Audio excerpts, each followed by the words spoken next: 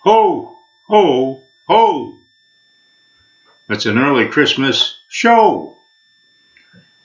Well, it's a few days until Christmas, but I thought I should wear my Santa hat. And now I'm going to continue with the story. I don't know whether you remember or not, but I hope you do, that when we finished the last time, that Detective O'Neill and Chief Petrovic thought they had their man momentarily. When they interviewed Benjamin Frankel, they thought, this has got to be the guy. To begin with, they didn't particularly like him because he was so arrogant. But then they found out later that his fingerprints weren't on the wine bottle. It's true that he'd won that medallion for outstanding work in botany in Ontario, but his fingerprints weren't on the wine bottle. He wasn't the guy. And then he really threw them when he told them, thank you so much for finding my medallion. Well, he could have been, playing with them. He could have been pretending it was lost. But then when he revealed to them that he'd been at a university in the States up until a couple of weeks ago, well, that kind of made his alibi pretty tight. And they realized that it wasn't him. But then they began to wonder if it wasn't his sister, Bella. And that's where we pick up the story today. So they're at the meeting, and they're talking, and Chief says the biggest part of our puzzle is that we have evidence that would connect Benjamin Frankel to the murder. He's talking about the medallion. And he fits because he's very clever, and he is a botanist and could easily have prepared the poison hemlock. That all fits. But of course, since he wasn't in Canada at the time, then I don't know what's going on. We think it's Bella, but her fingerprints don't match those on the bottle either. So Constable Herman says, I think, Chief, what you're suggesting is that somehow Bella Frankel obtained the medallion from the home of her brother, Benjamin, and that possibly somebody else delivered the bottle to the cabin. Exactly, said Detective O'Neill. That's very good thinking, Constable Herman. You do show some promise. Of course, Herman was delighted. We need to establish that Bella Frankel was in her brother's home in London at some point prior to the murder, said Petrovic. And we also need to find out who delivered the wine bottle to the cabin. These are the big problems. So they're going to contact, at least Detective O'Neill's going to contact Benjamin Frankel and set up another interview for the next day. And they're going to try and set it up at his home. They'd like to get in there and just nose around. They won't have a warrant, but they can take a peek. And there's one final item on our agenda, says Chief Petrovic. I need some help with this whiskey bottle, or rather with the wine bottle. Constable Smith volunteers and said, well, I might be able to find out where it was purchased, and that could be a big help. So anyway, the chief says, great, Constable Smith, you look after finding out about the wine bottle. See if you can find out where it was purchased and how it was delivered to the cabin. So then, the next day, they go down, I'm talking about O'Neill and the chief, to interview Benjamin Frankel. So there they are pulling into the driveway of Frankels' home in North London a day or two later. It was a very impressive house indeed. This was the neighborhood of the well-to-do. When they went to the door, they expected the butler to answer. But instead, Benjamin Frankel greeted both of them. He had a big smile and a firm handshake. The two of them were thinking, I had him to the police station. We had him to the police station for a serious interview, and now he welcomes us like we're his best friends. This guy's either a little bit different or he's an excellent actor. The front door opened into a lovely, large wooden paneled foyer. Across from the closet, there were two large glass display cases. Both cases had ornate wood that matched the trim of the casing of the doors and the windows. Detective Franklin stopped in front of one of the display cases, and Frankel, noting his interest, proceeded to explain the significance of the items in the different cases. And O'Neill said, would the medallion have been displayed in one of these cases? And Frankel responded by pointing to one of the small cases and saying, it was in that case there, that small one, placed between the larger two. And I have a display with other awards that I've won in my great and prestigious career. Again, modesty is not a special virtue that Mr. Frankel possesses. So he said, we won't wait any longer, though. I'll take you into the drawing room and introduce you to the Iversons. And of course, this is kind of news to Chief Petrovic and Inspector O'Neill, the introduction of new people. They went into the drawing room. Again, a beautiful room. Large windows, lots of natural light, and there was an older couple sitting there. Probably 80 at least. Frankel introduced everyone, and the maid appeared with tea. They chatted for a few minutes, and during this time, Detective O'Neill was able to assess that Enoch and Alma Iverson were sharper than most people half their age. A lot of good humor was displayed, and Benjamin Frankel seemed relaxed and a much nicer person in their presence than he had previously. I understand that when Benjamin was away this past year, you kept an eye on the house, said Detective O'Neill. We certainly did, said Alma. I visited the house once a day. If I didn't come, then Enoch came and toured the home. There was never any signs of anyone's trying to break in. We never noticed anything missing. We didn't realize the medallion was missing until Benjamin told us a couple of days ago about it. Well, if no one broke in, and then how did it go missing? Enoch Iverson became angry. He stared at O'Neill and stuttered, Young man, what are you suggesting? O'Neill, realizing what he'd said, oh, no, forgive me. I wasn't suggesting that either of you would take the medallion. Quite the opposite. I was wondering if you ever had a visitor to the house. Enoch calmed down and said, no, I don't think so. And Alma said, well, yes, there was a young woman here once. I think she saw me come in because I no sooner got in the house and there was a knock on the door. She said she'd gone for a walk and that she started to feel unwell. She had her pills with her and wondered if she could come in and get a glass of water. I was very reluctant to let her in the house, but she told me she was a niece of Nancy Partridge. Now, Nancy Partridge is an older woman who lives 2 doors down from Enoch and me.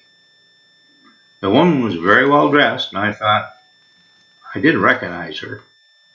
Perhaps she is a little bit like Nancy Partridge.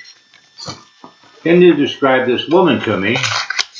Detective O'Neill asked. Oh, she was on the tall side, said Alma. She was probably 50 or so. Her hair was dark, almost black. She was pleasant to speak to. And when I came back with a glass of water, she put a pill in her mouth, or at least appeared to, and drank the water. Oh, said Elma. By the way, a week later, I was talking to Mrs. Partridge and asked her about her niece. Mrs. Partridge looked at me and said, I don't know what you're talking about. Well, I thought, that's understandable. The poor woman's memory isn't what it used to be. Immediately, Detective O'Neill thought to himself it was Bella who had visited her childhood home, and he didn't think it was due to nostalgia. Do you think you'd recognize this woman if you saw her again, he asked. Oh, most certainly, Elma replied. O'Neill was pleased. He was making progress. So their visit to Benjamin Frankel's home seemed to be one that had good results. They now were almost convinced that Bella had visited the home and stolen the medallion. And they had people who would recognize the person who dropped into the home. So that part of the things was going on really well. Now, do you recall we said Sergeant Smith was going to look after trying to find the wine bottle and find out who had delivered it, find out where it was purchased and who had delivered it. So we're back to Constable Smith now. So Constable Smith is looking into things. There wasn't an LCBO in Chaseburg yet. With the repeal of Prohibition, the Ontario government, though, had set up an LCBO last year, and there were now outlets in all the bigger cities. Smith thought, well, London will be the closest place where that could have been purchased. And he thought about going to London to inquire as to who may have purchased a bottle of that Krug 1928 special wine. But he thought it's a bit of a long shot because he could go there and, inquire, but that might not be where it was purchased. It could have been Toronto or Hamilton or somewhere else. Now, he'd been to the newspaper and given them a story a couple of days ago, and it was in the paper that he was looking for information. And he thought, well, while I'm traveling around town, walking about town, I'll just inquire. I know a lot of people, and someone may know something. And he thought, I wonder what I'll turn up. Constable Smith had grown up in the town. His dad had been an alcoholic and hadn't treated his wife and family the best. And most likely that's one of the reasons that Constable Smith became a policeman. He'd been lucky. He didn't suffer from alcoholism. A lot of his childhood friends had not been so lucky. He started talking to some of his childhood friends. He had the word out. He dropped into Mabel's diner for a coffee about 10 o'clock. He was at the counter when Johnny Gibbons, a childhood acquaintance, sat down beside him. I hear you're looking for information about some kind of delivery, Johnny said. I might know something of interest. Have you had your breakfast? Smith asked. I'm always hungry, said Johnny. Mabel, Constable Smith said, Johnny needs the big breakfast and all the trimmings. I'll also pay for his supper as long as he keeps it under $10. You don't know we don't have meals that cost anywhere near that, said Mabel. I know, said Constable Smith. But he may have a friend or family with him for supper. Thanks, Billy. I won't forget this, Johnny said. Constable Smith couldn't remember the last time anybody called him Billy. His mother used to call him that, but she'd been dead for 10 years. Okay, Johnny, What do you know? Smith asked. Johnny smiled at him and said, Proofie Duncan is your man. Well, Proofie's real name was Wallace. He got the name Proofie when he was 11. At that age, he could tell reasonably accurately the proof of any alcohol if you gave him a taste. It wasn't the kind of name you wanted your child to have, but his parents bragged about it. His dad's been long dead because of alcohol. It's amazing that Proofie is still alive. Okay, said Smith, where do I find Proofie? Try the train station, said Johnny.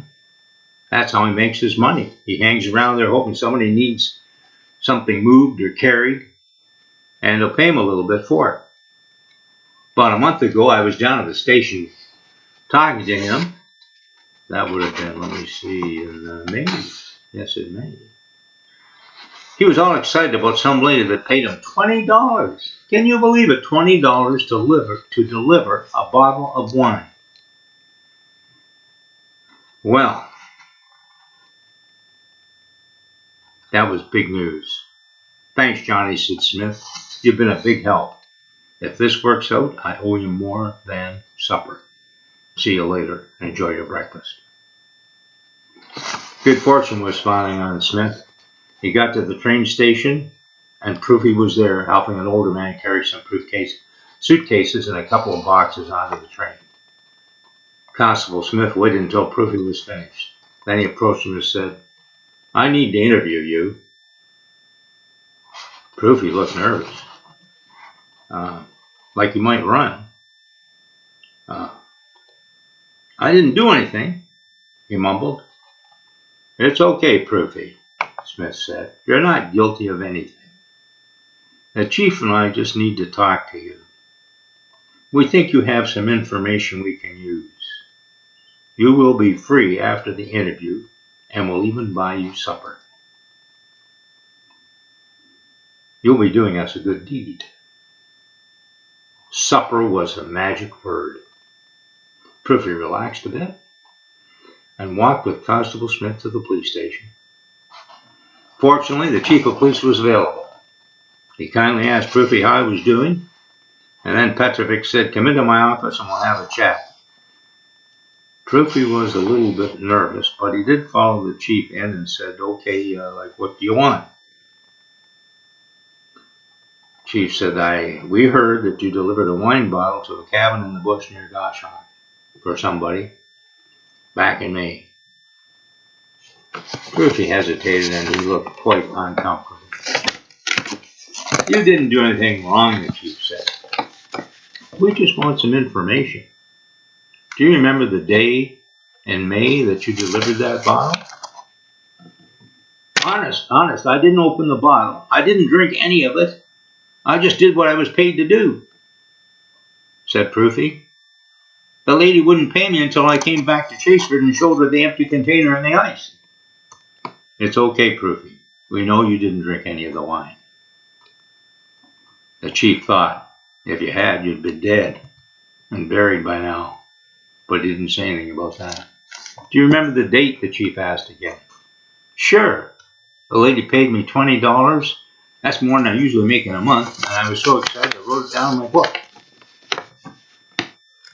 Petrovic and Smith were amazed. They didn't know Proofie could write. And the last thing they expected him to have was a notebook, especially since he didn't even have a permanent address, they wondered. Where do you keep your book? Smith asked. Oh, I always carry it with me, said Proofie. Chief said, please show it to us. This was a request the chief was going to regret. Proofie said, okay. And faster than the chief and the constable could believe, Proofie kicked off the holiest shoes in town and took the dirtiest socks in the country off, revealing the dirtiest feet in Ontario. He obviously carried this tiny beat-up-looking notebook in one shoe and a pencil in the other shoe. Oh, yeah, right. His notebook, I'm sure, is quite ripe. Proofie was smiling. He knew this book would be very valuable. So he picked it up and he went to hand it to the chief. And the chief said, no, it's okay. It's okay.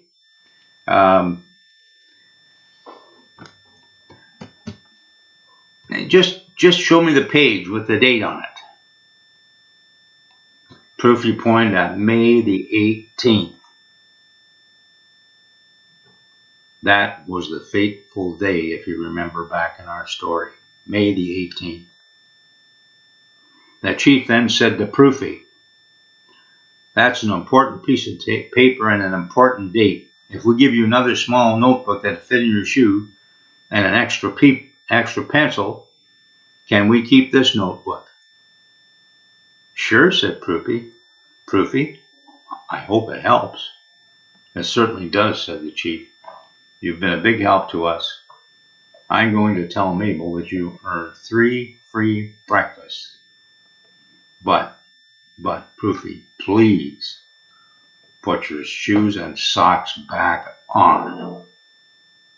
Well, there you go. That's where we're going to end today. There have been some exciting changes. We'll talk to you again. Thank you.